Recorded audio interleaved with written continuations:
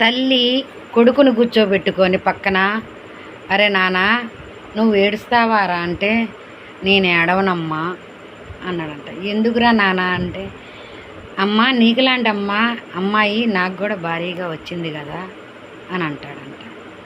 అప్పుడు ఆ తల్లి మనసు ఎంత బాధపడిద్దో తెలుసా?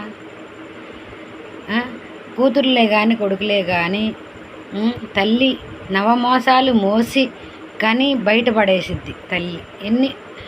ఆ బిడ్డల్ని కనేటప్పుడు ఎన్ని బాధలు పడిద్దో, పురిటి నొప్పులు ఎంత తీస్తుందో, పునర్జన్మ ఎత్తినట్టు తల్లిని చూసుకోనోడు ధన్యుడే కాదు. అవునంటారా? ఎందుకంటే భర్త వదిలేసినా, భర్త లేకపోయినా, భర్త ఉన్నా లేకపోయినా ఆ తల్లి బిడ్డల్ని కోడి గనక పొదుగు కింద దాచుకుంటుంది బిడ్డల్ని. అలా కాళ్ళు వచ్చి ఎదిగిన తర్వాత ఆ బిడ్డలు తల్లి కడుపు మీదే తన్నాలని చూస్తారనమాట. అవునా ఫ్రెండ్స్? అవునా కాదా చెప్పండి? ఎందుకంటే నా తల్లిని నేను చూశాను కాబట్టి, అలాంటి తల్లులు ఎంతోమంది ఉంటారు కాబట్టి నేను చెప్పగలుగుతున్నాను. ఓకేనా ఫ్రెండ్స్? ఆ తల్లి ఆ తండ్రి పడే బాధలు పగోడికి కూడా రాకూడదు.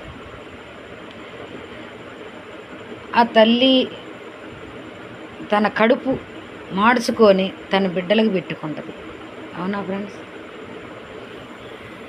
ఒక్కొక్క బిడ్డలు, ఇద్దరు కొడుకులు ఉండోళ్ళు తల్లిని వదిలేసి బయట ఎంతోమంది అనాథాశ్రమానికి, వృద్ధాశ్రమానికి పంపిస్తున్నారు బిడ్డల్ని.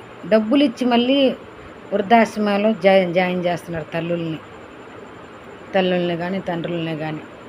అది ఎంత పాపమో తెలుసా ఫ్రెండ్స్? ఆ తల్లి లేకపోతే ఆ బిడ్డ ఎక్కడి నుంచి వస్తాడు? బయటకు వస్తాడా? రాడు కదా. ఆ తల్లి కనుక బాధపడకపోతే ఆ బిడ్డ బయటికి రాడు కదా. ఒక భార్య భర్త కలయికే బిడ్డలు పుట్టేది. దేవుడు సృష్టిస్తేనే ఆ బిడ్డ బయటకు వస్తాడు. ఆ బిడ్డ బయటకు వచ్చే టయానికి ఆ తల్లి ఎన్ని పురిటి నొప్పులు తీస్తుందో, ఎంత బాధపడిద్దో, ఎంత ఇది చేసిద్దో ఆ తల్లికే తెలుసు ఫ్రెండ్స్. అవునంటారా కాదంటారా చెప్పండి? మీరు దయచేసి ఈ వీడియో చూసి ఏ తల్లిదండ్రి కూడా తల్లిదండ్రిని ఏడిపించకండి. ఓకేనా ఫ్రెండ్స్? తల్లిదండ్రి ఏడిస్తే మీకు జయం కాదు. అవునా ఫ్రెండ్స్? బిడ్డల కోసం బాధపడేది తల్లి. ఆ తల్లిని ఏడిపిస్తే మీకు జయం కాదు అసలు. అవునా ఫ్రెండ్స్? నా వీడియో కనుక నచ్చితే లైక్ చేయండి.